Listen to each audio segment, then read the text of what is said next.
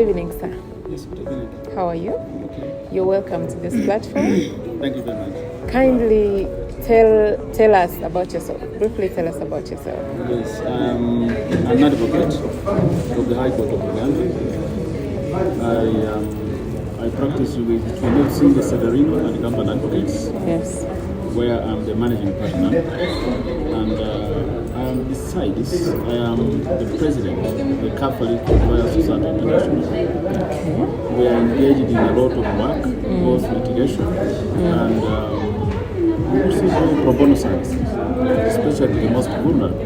Yes. Especially these days, we have embarked on a major project of establishing a university in Karamoja. Oh. For the first time in 146 years, there was no university. In Karamoja? Yes. Think. And Karamoja has been backward for the last 530 years. Wow. So we are trying to deal with an uphill task, but it is not insurmountable. It's not easy. Wow, that's a brilliant work that you're doing. Could you also tell us about your relationship with Mushana? When you started with it and how far it is? I learned about Mushana as a company along the way. I was approached and instructed to work as legal counsel to them and also to serve on their board of directors. So that's what we do. And given what I have been able to observe in the work, I think Mushana should, within a few years, be established as a bank. Wow. Even now, I think it is doing banking work. Maybe they could fit in the third category, the third tier of the bank. Yes. But it is better for them to work where they are comfortable. But I think it is a very brilliant idea. It is not very usual that you find young people sitting and working very, very progressively without looking for a job. They have created a job for themselves and for others. So it's a challenge that I think that especially education needs to focus on. For others, very, very successful entrepreneurs. Very. I mean, I'm employed by Mushana, so this is genuinely a visible, impact. So it is something that is very, very encouraging. Yes. And I think all young people, especially professionals who finish from the university, should be able to take it up as a challenge. Once you finish the university, in my view, it wouldn't be a good idea to go looking for a job. Yes. Just go and do what you studied. Simple. Exactly. Simple. Yeah. Just go and employ yourself. Put what you studied to use, to practice. Yes. And that makes a difference. And I think this is what I've done. Yes, and thank you so much for being part of Mushana and for the council and all that. And the fact that you fall largely on the low side.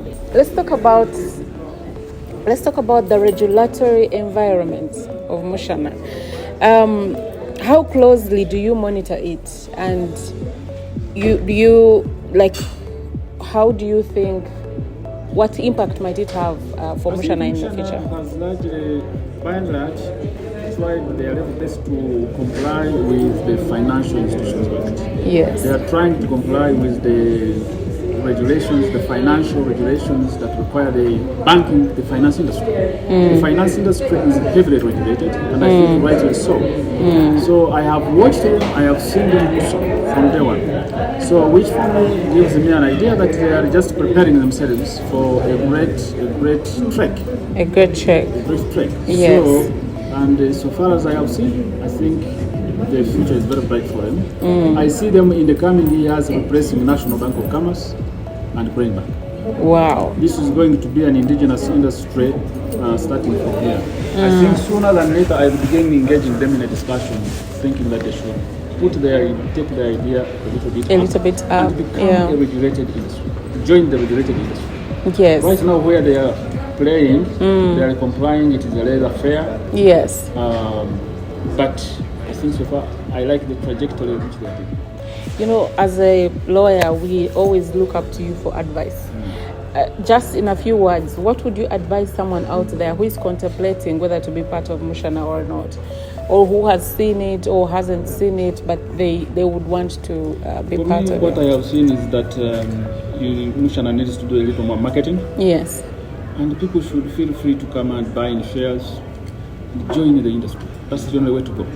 because it is sure. I can see the savings, the way they have dealt with this work. Yes. It will be the next indigenous bank in Uganda. Right now, the banking sector in Uganda is largely foreign. Yes. So we want to see this grow. Yes. And replace Crane Bank Yes. and National Bank of Kenya. So it will be the only indigenous bank after Centenary Bank. Wow. So it really fits in well within even the government policy where they would like to promote Uganda. Yes. Build Uganda, buy Uganda and so on. So I think the best way is not to look for the banking services from foreigners. Yes. Because look at all these banks. Yes. Capital flight every day, how much money does fly out of the country.